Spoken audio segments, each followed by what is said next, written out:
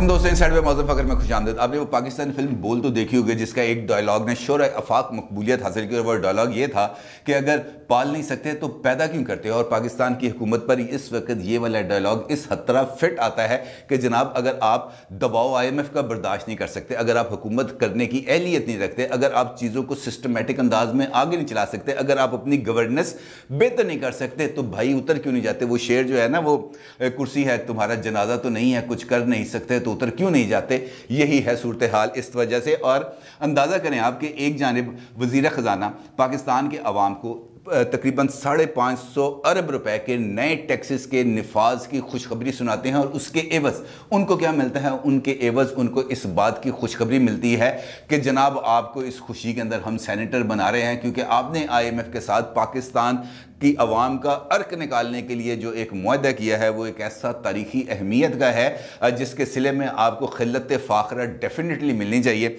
और अब अयूब अफरीदी साहब ने जो आज से तकरीबन 1-1.5 महीना पहले अपना इस्तीफ़ा दे दिया था और जिसके नतीजे में उनको वफाकी मुशीर बराए सफ़रान बनाना तय पाया था, वो अब एग्रीमेंट मुकम्मल हो चुका है, उनका इस्तीफ़ा मंजूर कर लिया गया है। और अब KPK से खाली होने वाली इस नशिस्त पर शौकत तरीन साहब पाकिस्तान के वफाकी वज़ीर ख़जाना बनेंगे सेनेटर मुंतखब होने के बाद,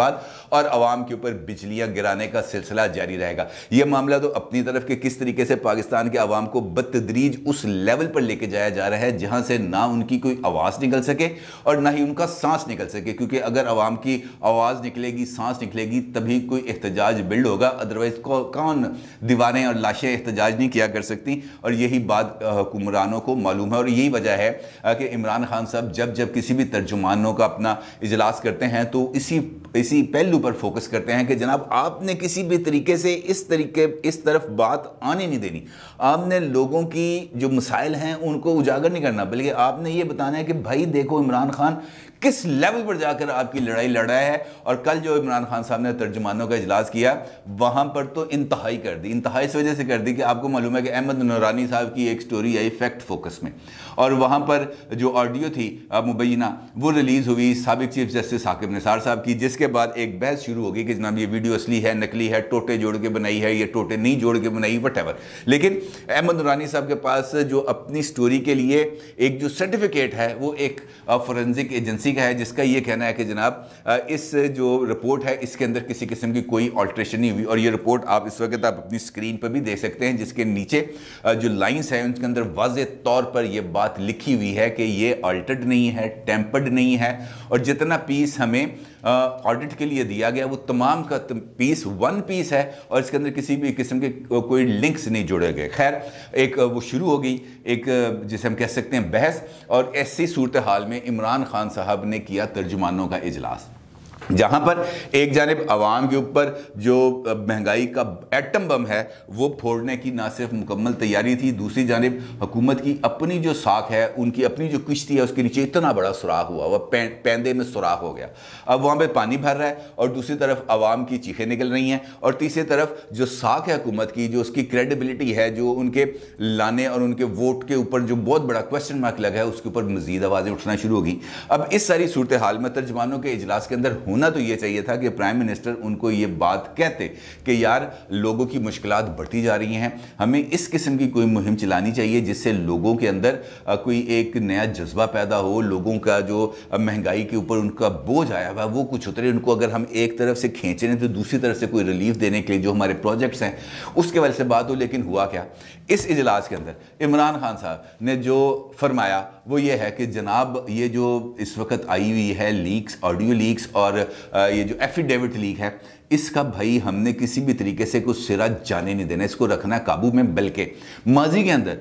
पीपल्स पार्टी हो या नून लीग हो या मुस्लिम लीग काफ हो, इनकी तरफ से जहां जहां पर अदलिया पर दबाव डालने की कोशिश की गई या वहां से मनपसंद फैसले हासिल करने की कोशिश की गई, इस सारे के सारे मामले को आपने ना सिर्फ हाईलाइट करना है बल्कि इस हद तक हाईलाइट करना है सोशल मीडिया पर कि वो तमाम शख्सियात और वो तमाम जमातें दीवार के साथ लग जाएं, डिफेंसिव हो जाएं, हमारी तरफ से कोई बंदा इस बारे में आवाज़ ही उठा सके। उसके नतीजे में क्या होता है जनाब, उसके नतीजे में यह होता है कि एक पुरानी ऑडियो जो शहबाज शरीफ साहब और सेनेटर सैफुर रहमान साहब की थी, उस वक्त के जज लाहौर हाई कोर्ट के जस्टिस कयूम के साथ, वो दोबारा से वायरल हो जाती है। और वो वायरल करने के नतीजे में ये कहा जाता है कि जनाब ये बाज़ाब्ता तौर पर और बराह रास्त अहकामात हैं जो उस वक्त के चीफ मिनिस्टर और उस वक्त के जो एहतसाब कमीशन है उसके सरबराह की तरफ से जारी किए गए एक हाई कोर्ट के सिटिंग जज को, जबकि यहाँ पर जो मामला है वो किसी हुकूमत की तरफ से तो है ही नहीं। तो भाई इल्ज़ाम किसने लगाया कि कोई हुकूमती ओहदेदार ने आके ये वीडियो साकिब निसार साहब को कहा या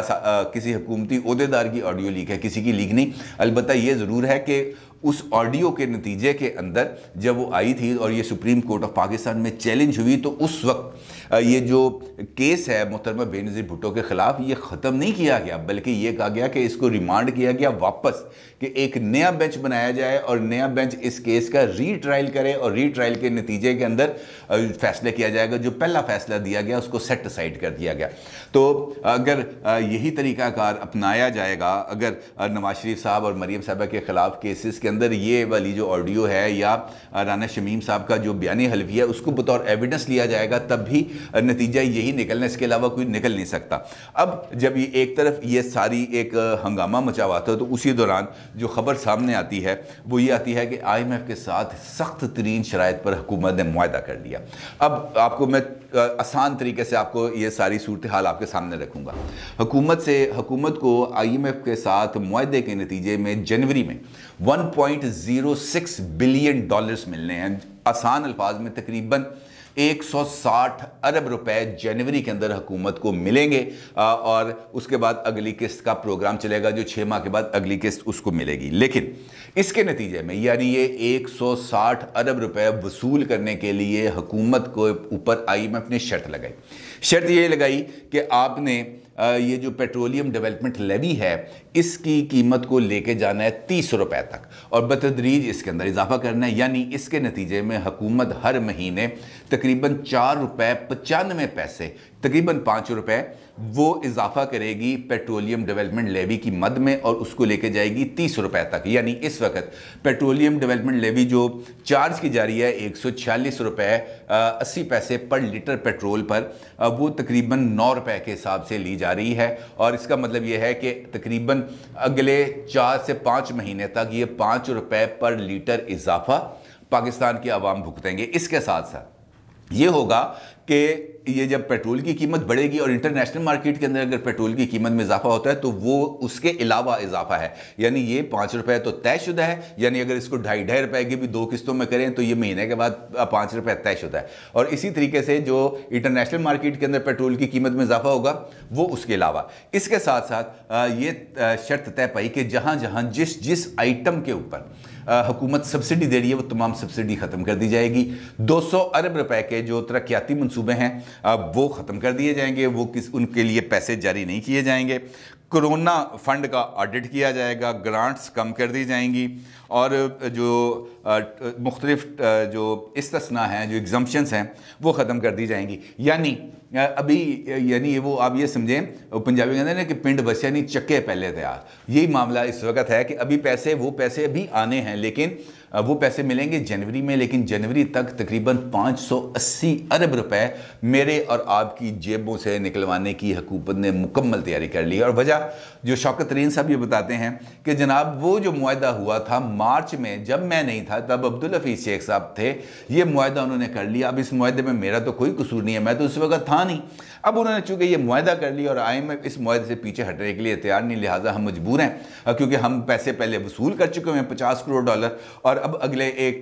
160 करोड़ रुपए 160 अरब रुपए वसूल करने के लिए हमें ये मुआहदा करना पड़ेगा। लिहाजा इसके साथ जो उन्होंने खुशखबरी सुनाई, उनका ये कहना था कि जनाब बिजली की कीमतों में भी मुसलसल इजाफा होगा और इसके लिए भी IMF के साथ मुआहदा तय पा गया है। और इसके साथ साथ जो अगली चीज़ उन्होंने बताई, उन्होंने खुशखबरी दी, उन्होंने कहा जी ये जो इस वक्त हमारा जो एक मुतवसत तबका है ना, ये इस वक्त इस पर महंगाई का बोझ आ गया बहुत ज़्यादा और अगले 6 से 8 महीने तक इस बोझ के अंदर मज़ीद इजाफा होगा। लो अब मुक दी गल।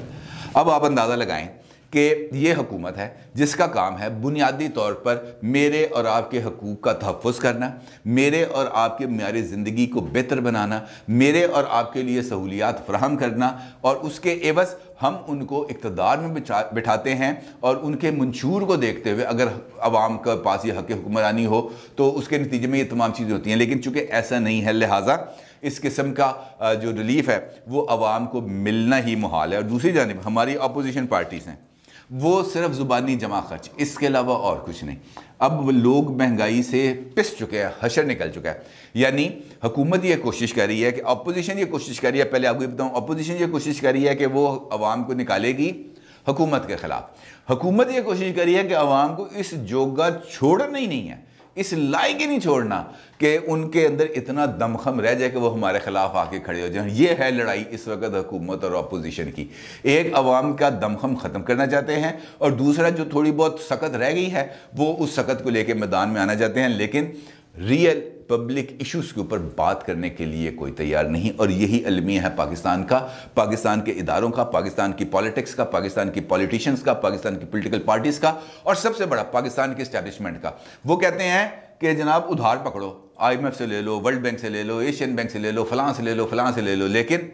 हमारे पैसे मिलने चाहिए, इसके अंदर कोई कमी नहीं होगी। और दी न्यूज़ के अंदर एक जर्नलिस्ट हैं, हमारे बड़े अच्छे जर्नलिस्ट हैं, जवाद रिजवी साहब, उनकी एक रिपोर्ट छपी थी कल या परसों के दी न्यूज़ में, और उसके अंदर ये बात बड़ी मुकम्मल डिटेल के साथ बताई गई कि किस तरीके से पाकिस्तान की गवर्नमेंट ने मिलिट्री इस्टेब्लिशमेंट के और मिलिट्री प्रोजेक्ट्स को तकमील तक पहुंचाने के लिए बाहर से इंटरनल बोरिंग भी की और एक्सटर्नल बोरिंग भी की, ताकि जनाब इनके मामला आगे चल सके। लेकिन पाकिस्तान के अवाम के पेट कैसे भरेंगे, किस तरीके से आगे जाएंगे, इसका कोई हल नहीं। यहाँ पर अगर मुतालबा होता है तो ये होता है कि जनाब ये ऑडियो आ गई, ये वीडियो आ गई, ये बयान हल्फी आ गया, और अगर ये बयान हल्फी के नतीजे में सज़ाएँ ख़त्म कर दो। मैं आज ये जब ये एक तरफ ये महंगाई का बम फूट रहा था, दूसरी जाने जब शाहिद खाकान अब्बासी साहब मीडिया पर आकर ये वाला बयान कर रहे थे, तो मेरा दिल कर रहा था कि यार बस अब मैं क्या कह सकता हूँ, बस आप एडिट कर लें इसके अंदर ना, जो लफ्ज़ आप डालना चाहें वो डाल दें। शाहिद खाकान अब्बासी साहब कहते हैं कि साकिब निसार साहब की ऑडियो आ गई और राना शमीम साहब का आ गया बयान हल्फी, ये दोनों चीज़ें आ गई हैं अब सामने। अब ये अदालतों का काम है कि वो इसकी तहकीकात करें। अगर ये दोनों झूठे साबित हों तो इनको सख्त सज़ा दें, लेकिन अगर ये बातें दुरुस्त साबित हो, यानी राना शमीम का बयान हल्फी भी दुरुस्त साबित हो और साकिब निसार साहब की जो ऑडियो है वो भी दुरुस्त साबित हो, तो फिर नवाज शरीफ साहब के ख़िलाफ़ सज़ाएँ ख़त्म कर दें। इस पूरे जो उन्होंने अपनी तकरीर फरमाई, इसके अंदर किसी जगह पर उन्होंने इस बात का जिक्र नहीं किया कि यार ये हम किस चक्कर में फंसे हुए हैं, हमें बाहर निकलना चाहिए, हमें इस हुकूमत का रास्ता रोकना चाहिए, हमें जो हुकूमत के तहदियाँ हैं उनको उससे अलग करने की कोशिश करनी चाहिए, अंदरों उसको ख़त्म करना चाहिए, हमें तहरीक में इत्मीनान ला के इस हुकूमत का खात्मा करके कोई नए इंतखाबात के रास्ता हमवार करना चाहिए। ऐसी कोई सूरत हाल हमें फौरी तौर पर दरपेश नहीं है। अगर हमें दरपेश है तो वो सिर्फ़ और सिर्फ ये कि ये जाएगा, हम आएंगे, मैं और आप यहीं रहेंगे, इसके अलावा हम कहीं नहीं जा सकते। अपनी राय का ज़रूर इज़हार कीजिएगा। आपका बहुत शुक्रिया। अल्लाह हाफ़िज़।